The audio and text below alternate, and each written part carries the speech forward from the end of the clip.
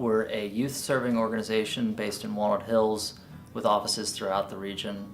We deal with kids in crisis, so we serve youth and families from infancy all the way up to young adults age 24.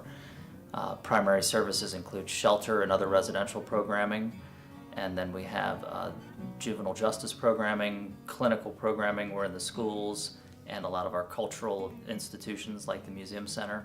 The work that we do as an organization, which includes the work of Safe and Supported, is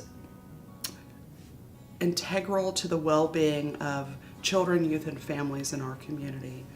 I'm the director of Safe and Supported, which is a project of Lighthouse Youth and Family Services dedicated to preventing and ending LGBTQ youth homelessness. Our goal is to prevent LGBT youth homelessness because they're dramatically overrepresented among homeless youth populations.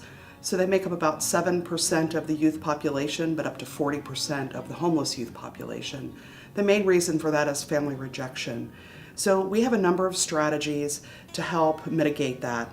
We have a new program called Safe and Supported Families, which is to help families that are in crisis or struggling because their child has come out as LGBT, and sometimes families have a hard time figuring out what that means for them. And so we're implementing some new strategies to help families work through that while keeping young people safe, and to also help educate healthcare professionals such as pediatricians and folks working in adolescent medicine to identify families that are maybe having this struggle, and to be able to provide some care and coaching to them and connect them to valuable community resources such as our Safe and Supported Families program.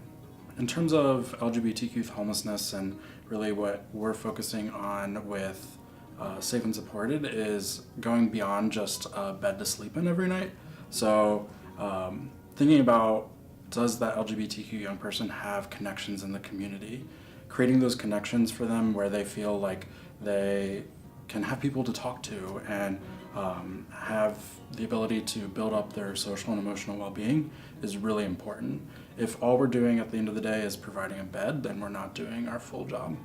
With cultural competency, our goal is to make sure that no matter where LGBTQ young person goes, that they get affirming care. So with places like the Museum Center or camps, we want to make sure that an LGBTQ young person can go there, find someone that is going to be an advocate for them, find someone that they know they can be their entire selves with.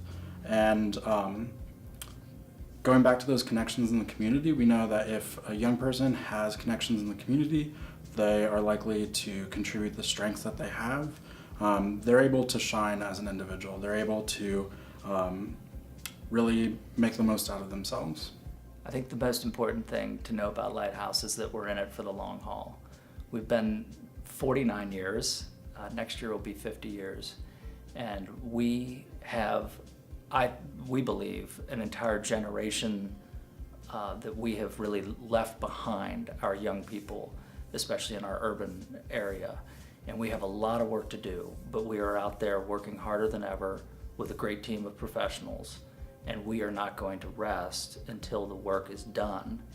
And I think that will take probably at least another generation, but we're gonna do it, and we need help, but you won't find a harder working bunch of people than at Lighthouse.